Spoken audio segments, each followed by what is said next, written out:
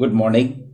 Sociology with Dhruv Dikshit channel में मैं ध्रुव कुमार दीक्षित आपका स्वागत करता हूं। आज मैं एक नए विषय पे आपके साथ चर्चा कर रहा हूं। यह है समाजशास्त्र का संकट। जी हाँ, क्राइसिस ऑफ सोशलॉजी। अभी मैंने एक मैगजीन पढ़ी थी, वैश्विक संवाद, ग्लोबल डायलॉग। ये 15 भाषाओं में अलग अलग निकलती है। इंटरनेशनल सोशलॉजिकल एसोसिएशन है ये। इसमें एक प्रख्यात समाजशास्त्री हैं, हंगरी के हैं बेसिकली, लेकिन आजकल वो अमेरिका में हैं और अमेरिका के अमेरिकी समाजशास्त्र को काफ़ी गहराई से जिन्होंने समझा है, इवान सीजे लेनिए। कुछ अलग सा नाम है, सीजे लेनिए। आप यूएसए में न्यूयॉर्क विश्वविद्यालय में हैं।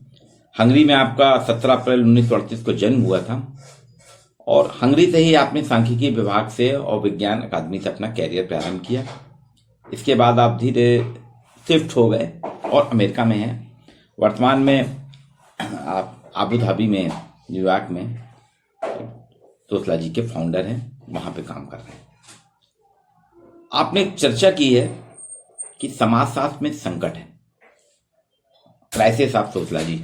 उसको बहुत अच्छे से आपने अपने इसमें जो लेख है उसमें काफी विस्तारित किया। उसी के संदर्भ में मैंने जब पढ़ा उसको, तो उसको कुछ देखा। उसको पढ़ने से मुझको लगा ठीक यही भारत में भी यही स्थिति हो रही है समाजशास्त्र के संकट की। आपने अमेरिका के समाजशास्त्र की चर्चा की है, मैंने उसको भारतीय परिप्रेक्ष्य में देखा तो मुझको भी लगा कि हाँ, भारत में भी कमोबेश कुछ स्थिति ऐसी ही है। इवान कहते हैं कि 45 साल पहले एल्विन गोल्डनर ने कहा था, पार्सन का जो संरचनात्मक प्रकारवाद है उसके पतन और एक नवीन समाजशास्त्र के उदय की आपने भविष्यवाणी की थी एल्विन गोल्डनर ने। इसी को आधार मानते हुए कहा कि गोल्डनर ने जो कहा था वास्तव में अक्षर से सच था कि गोल्डनर के साथ साथ उस वक्त पूरे विश्व के समाजशास्त्र में नए नए समाजशास्त्रियों का उदय हो रहा था। मर्टन पार्सन जो है काफी पीछे जा रहे थे और नए समाजशास्त्री आ रहे थे, नए दृष्टिकोण से समाजशास्त्र को समझ रहे थे, समाज को जान रहे थे और समाजशास्त्री सिद्धांत प्रस्तुत कर रहे थे। इसमें उन्होंने चर्चा की है जैसे Seymour Martin, Lipset, C Wrights Mill, S M. Miller, Lee Rainwater, Pierre Bourdieu, David Lockwood, Ralph Miliband, Claus Offe, Ralph Dahrendorf, ये समाजशास्त्री थे। यूरोप में से और भी आए हैं, जिगमंड बाउमन, लेस्जेक कोलवेस्की, यूगोस्लाविया का एक समूह था। भारत में भी इसी दौर में एम.एन. श्रीनिवास, श्यामचंद्र दुबे, आंद्रे बेते, योगेन सिंह, ये धीरे धीरे इनके अपने अपने आइडियोलॉजीज आ रही थी और ये प्रकारवाद की चर्चा कर रहे थे, संगतवादी सिद्धांतों की चर्चा कर रहे थे लोग, लेकिन उसके साथ समाज के नए दृष्टिकोण को, समाज के नए नजरिए को भी बता रहे थे। और इसी की इवान बात करते हैं कि गोल्डनर की जो भविष्यवाणी थी आज पूर्णतः सत्य सिद्ध हो रही है। समाज विज्ञानकों में बहुत से मौलिक परिवर्तन हुए। आज नए नए पूरे समाज विज्ञान, चाहे अर्थशास्त्र हो, राजनीति विज्ञान हो या समाजशास्त्र हो, ये अलग अलग प्रकार से इसका दृष्टिकोण बदल रहा है। अब अधिक रूढ़िवादी और कैरियर और पेंशन कोष के प्रति चिंतित विद्यार्थियों की कट्टरपंथी उग्र सिद्धांतों में रुचि कम है। जो कट्टरपंथी उग्र सिद्धांत है उसमें विद्यार्थी ज्यादा इंटरेस्ट नहीं लेता, वो रहता है पढ़ाई करो, डिग्री लो। और जो आ जाते हैं विद्यार्थी समाजशास्त्र में, वो अध्ययन अध्यापन करते हैं, जाके क्लास लेते हैं, बच्चा समझ रहा है, सैद्धांतिक दृष्टिकोण क्लियर हो रहा है, नहीं कुछ को पीएचडी करा दी और हमारी पेंशन बनी रहे, हमारी प्रमोशन होते रहे, इस पे रहता है, प्रमोशन ओरिएंटेड हो गए हैं। ये चीज है। आज सिद्धांतों के प्रति रुचि कम हो गई है। समाजशास्त्र विभाग के अधिकतर शिक्षक, पूरे भारत में भी यही, अमेरिका में भी यही और भारत में भी स्थिति यही है कि ये शिक्षक जो है संख्या को न्यायोचित दिखाने हेतु मुख्य विषय में विद्यार्थियों को आकर्षित करने के लिए संघर्ष नहीं कर रहे। आ गए ठीक है, संघर्ष नहीं कर रहे। ये सिर्फ हर जगह, चाहे वो जौनपुर यूनिवर्सिटी हो, देवी अहिल्या यूनिवर्सिटी हो, एपीएस यूनिवर्सिटी हो, बॉम्बे यूनिवर्सिटी हो, जेएनयू हो, बीएचयू और जेएनयू में थोड़ा हटके है, वहां थोड़ी चर्चा भी होती है, लेकिन बाकी सारे मध्य प्रदेश, उत्तर प्रदेश, राजस्थान, बिहार, गुजरात, इन सभी प्रांतों में चाहे कॉलेज हो या यूनिवर्सिटी के शिक्षण संस्थान, यहाँ शिक्षक सिर्फ अपने कैरियर को ज़्यादा ध्यान दे रहे हैं, समाजशास्त्र के कैरियर को उठाने पे ज़्यादा ध्यान नहीं दे रहे हैं, उस पर चिंतन नहीं कर रहे हैं। ये सिर्फ पंजीयन कैसे हमारे यहाँ स्ट्रेंथ बढ़ जाए उसमें वृद्धि के लिए समाजशास्त्र के साथ सेक्सी कोर्सेज, डिप्लोमा कोर्सेज जो ईवान जो बात करते हैं, ठीक अमेरिकन पैटर्न में हमारे यहाँ भी हो रहा है और हम नए नए प्रकार के कोर्सेज ला रहे हैं। इससे उन्होंने कहा था कि वास्तव में समाजशास्त्र एक संकट की ओर घिरता जा रहा है, संकट में फंसता जा रहा है। एक तो समाजशास्त्र ने अपनी राजनीतिक अपील जो थी, बोले जो पॉलिटिकल अपील होती थी, राजनीतिक अपील होती थी समाजशास्त्र की, वो अब समाप्त हो गई है। दूसरा भी ये तर्क संकट, लॉजिकल विकल्प वाले राजनीतिक विज्ञान अर्थशास्त्र द्वारा जो चुनौतियां इसको मिल रही हैं, पद्धति चुनौतियां, उनका भी समाधान नहीं कर पा रहा है। तीसरा, समाजशास्त्र में समान सैद्धांतिक कोर, जिससे कि महत्वपूर्ण पुस्तकें जिनसे प्रत्येक समाजशास्त्री को परिचित होना, हम सभी को परिचित होना चाहिए सैद्धांतिक कोर से, उसमें क्या है, इससे हम धीरे धीरे तटस्थ होते जा रहे हैं और समाजशास्त्र पूर्ण रूप से एक भ्रम जाल में फंसता जा रहा है। आज से 40-50 साल पहले समाजशास्त्र के जो युवा होते थे, विद्यार्थी होते थे, वो संकाय सदस्य छात्रों को आकर्षित करते थे। शिक्षक ऐसा पढ़ाते थे कि सारे छात्र विश्वविद्यालय में अन्य विषयों वाले छात्र भी उनकी क्लास में आते थे, उनको सुनते थे। फिर एक परिवर्तन आया 70 के दशक में और समाजशास्त्र के शिक्षक जो है वो धीरे धीरे वैचारिक दृष्टिकोण उनका वामपंथी होने लगा, रूढ़िवादी होने लगा और वो आइडियोलॉजी उनकी थोड़ी चेंज होने लगी। आज स्थिति बदल गई है। अब हमारे पास कट्टरवादी शिक्षक हैं, परंतु विद्यार्थी जो है युवा रिपब्लिकन्स की ओर, अमेरिका की बात कर रहे हैं कि युवा रिपब्लिकन्स की ओर मुड़ रहे हैं, कट्टरवादी शिक्षक नहीं। ठीक हमारे यहाँ भी यही स्थिति हो रही है कि हमारे यहाँ वामपंथ और दक्षिण पंथ में शिक्षक बढ़ते जा रहे हैं। आज राजनीति के साथ में, राजनीतिक समाजशास्त्र में समाजशास्त्र का ज्यादा इंटरफेरेंस हो रहा है। ये वास्तव में एक राजनीतिक संकट है, जो एक दोहरा संकट है, जो विद्यार्थियों को आकर्षित नहीं कर पाता और समाजशास्त्र में जो आकर्षित आते हैं तो वो सामाजिक सुधार के परिदृश्य की पेशकश, जिसमें सोशल वर्क भी है, उसकी ओर ज्यादा ध्यान दे रहे हैं। एक पद्धति शास्त्र का संकट तो है हमारे यहाँ, समाजशास्त्र का संकट पद्धति शास्त्री है। जो अगस्त कॉम ने जो शुरुआत की थी, उन्होंने कहा था, इस बात पर बल दिया था कि समाज के विज्ञान में प्रकृति का अध्ययन करने वाले वैज्ञानिकों को समान पद्धति शास्त्री दृढ़ता होनी चाहिए और ये चीज अभी भी हम स्थापित नहीं, अगस्त कॉम की इस धारणा को स्थापित करने में समाजशास्त्र थोड़ा पिछड़ रहा है। हम देव निदर्शन आधारित सर्वेक्षण, शोध और करोड़ों की आबादी के लिए कुछ सैकड़ा निदर्श, हजारों करोड़ों की आबादी जो है उसका कुछ सैकड़ों में निदर्श से लेकर चुनाव के नतीजों की भविष्यवाणी करने वाली एक सफलता के रूप में है कि पूरे भारत का चुनाव होता है। भारत के 60 करोड़ जो वोटर हैं, 60 से 70 करोड़ वोटर हैं, उनमें से बमुश्किल हजारों की संख्या में सैंपल सर्वे करके हम निदान कर देते हैं कि इस बार इस पार्टी के ट्रेंड में इस पार्टी को इतना लॉस होगा, इतनी ऊपर उठेगी। इसी प्रकार से समाजशास्त्र के विद्यार्थी भी क्या करते हैं कि 300 का समंक ले लिया, 300 का अध्ययन करके पूरे जिले की भौगोलिक स्थिति, सामाजिक स्थिति, आर्थिक स्थिति और समाजशास्त्री कार्य कारण संबंधों की विवेचना कर देते हैं। तो ये पद्धति शास्त्री संकट है। सर्वे अनुसंधान में चयन की समस्या से आजकल हम सर्वाधिक हर समाजशास्त्र का विद्यार्थी ग्रसित है। आप जितने भी पीएचडी अध्ययन देखेंगे उसमें ये एक प्रश्न आता है कि सैंपलिंग आपकी कहीं ना कहीं जब हम देखते हैं सैंपलिंग में एक प्रश्न चिन्ह अवश्य लगता है। आज वैज्ञानिक दृढ़ता के साथ ये बताने में असमर्थ है समाज वैज्ञानिक कि आबादी ए का परिणाम आबादी बी से अलग क्यों है, और ए पहले से अलग था तो उसे अलग रूप में आपने क्यों स्थापित किया। अब विवाहित व्यक्तियों की अलग बात होती है, अविवाहित की अलग बात थी। कुछ कहते हैं विवाहित व्यक्ति अधिक स्वस्थ रहते हैं इसलिए विवाह की संभावना अधिक है। तो खान पान पे भी बात, कोरोना पे भी बात आ रही है कि जो युवा हैं उन पे कोरोना का असर कम होगा, जो बुजुर्ग हैं या बच्चे उन पे, लेकिन अब ट्रेंड देखिए बदल रहा है। तो ये सर्वे जो है, इसी तरह से सर्वे अनुसंधान जो होता है, ये भी अन्य तकनीकों की कोशिश करी, लेकिन हम पैनल अध्ययन जो होते थे वो धीरे धीरे जनसंख्या के उसमें बढ़ते आ रहे। जीवन इतिहास हम नहीं देखते हैं, पैनल स्टडीज नहीं कर रहे हैं।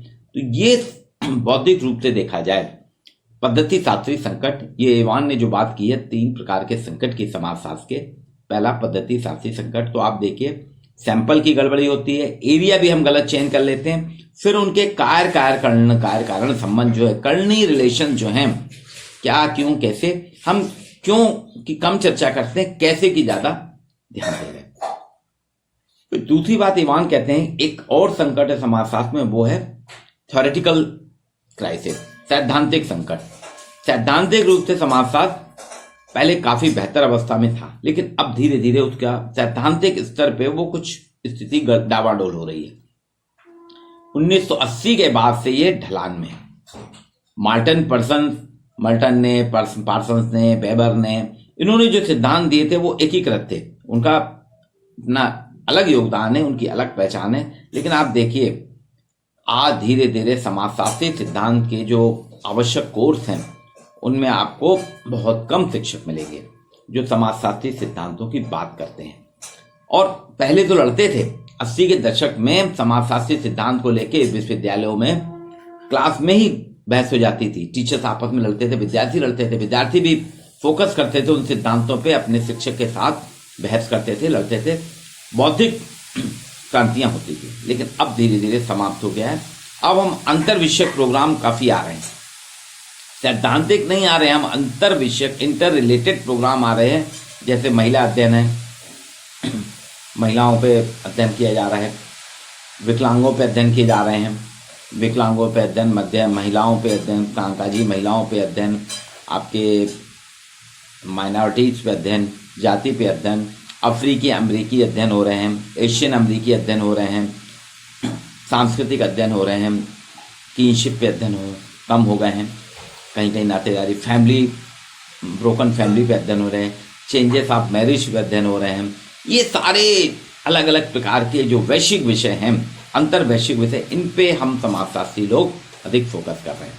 और एक वैश्विक संकट है ये खाली भारत का नहीं, पूरे इवान ने अमेरिका का नहीं, इसको कहा ये पूरे ग्लोबल क्राइसिस है, पूरा वैश्विक संकट है।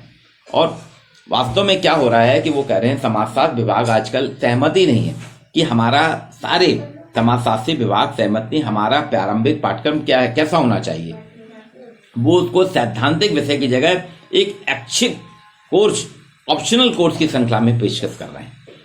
एक फ्रूट सैलेड जो होता है ना, इवान कहते हैं फ्रूट सैलेड में प्रारंभिक पाठ्यक्रम क्या हो, तो कुछ भी मिला दीजिए फ्रूट सैलेड बन जाता, उसके हिसाब से समाजशास्त्र को प्रस्तुत किया जा रहा है। इसमें मूल अवधारणाओं के उबाऊ निर्देशिका के साथ हम कुछ वो कर देते हैं, महिला अध्ययन को कर देते हैं, वृद्धों का अध्ययन कर देते हैं, युवाओं का अध्ययन कर देते हैं, फिर मादक द्रव्य व्यसन को भी ले आते हैं, गंदी बस्ती, ये सारे सेक्सी विषय जो हैं इनका मिश्रण करके एक नए रूप में हम सिलेबस को देते हैं। वास्तव में सिलेबस जो हमारा समाजशास्त्र का होना चाहिए, सैद्धांतिक थ्योरेटिकल एस्पेक्ट होना चाहिए, उससे हट के हम अंतर विषयों वाले दे रहे हैं। आप किसी भी बीए की उसमें देख लीजिए या एमए में देख लीजिए, भारतीय समाज, वर्ण व्यवस्था, तो हम वर्ण व्यवस्था की बात करेंगे, कर्म का सिद्धांत करेंगे, फिर ग्रामीण समाज, जाति की व्यवस्था की बात करेंगे, यूथ की बात करेंगे, विकलांगों की बात करेंगे, जनजातियों की बात करेंगे, ये सारे मादक द्रव्य व्यसन की बात करेंगे, पर्यावरण, ये अंतर विषयों को ज्यादा हम दे रहे हैं, उसमें समाजशास्त्री सिद्धांतों को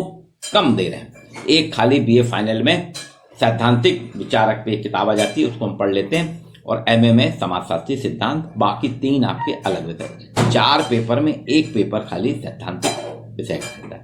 तो ये एक सैद्धांतिक संकट है कि हम इसमें आज समाजशास्त्री असमानताओं की बात कर रहे हैं, शक्ति, आय, जीवन के अवसर, वर्ग, प्रजाति, जेंडर, इन पे ज्यादा चर्चा की जा रही है, शैक्षणिक व्यवसाय में उपलब्धि देखी जा रही है, ये सारे सामाजिक गतिशीलता, सोशल मोबिलिटीज जो है इस पे ज्यादा। फिर तीसरा जो ये 3 संकट जो उन्होंने बताए हैं कि सैद्धांतिक संकट है, एक पद्धति शास्त्री संकट है, और समाजशास्त्र में क्या होना चाहिए इसका संकट। ये उन्होंने जो चर्चा की है कि राजनीतिक संकट, समाजशास्त्र और राजनीति विषय का, राजनीतिक है पॉलिटिकल, फिर पद्धति शास्त्रीय संकट, और तीसरा थ्योरेटिकल सैद्धांतिक। अब इससे निकला क्या, इसका भी इवान ने चर्चा की है। इवान कहते हैं समाजशास्त्री उपागम की ताकत रिफ्लेक्टिविटी की है। वो रिफ्लेक्सिटिविटी की बात करते हैं कि समाजशास्त्री उपागम जो है, सोशलॉजिकल अप्रोच, रिफ्लेक्सिटिविटी उसकी ताकत है। कार्ल मार्क्स ने इसकी बात की थी, एल्विन गोल्डनर ने भी इसकी बात की है। बोले आज जो है वैश्विक पूंजीवाद द्वारा जनित असमानताओं के साथ साथ समाज में असंतोष में वृद्धि हो रही है, और समाजशास्त्र बहुमत की चिंताओं, वर्ग, नस्ली, लैंगिक असमानता, शक्ति, गरीबी, उत्पीड़न, शोषण, पूर्वाग्रह, इन सबको छोड़ दें।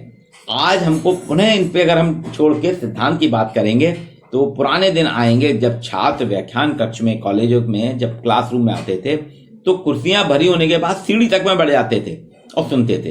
ये फिर आएगा। हमको सामाजिक मुद्दों को पुनः स्थापित करना होगा।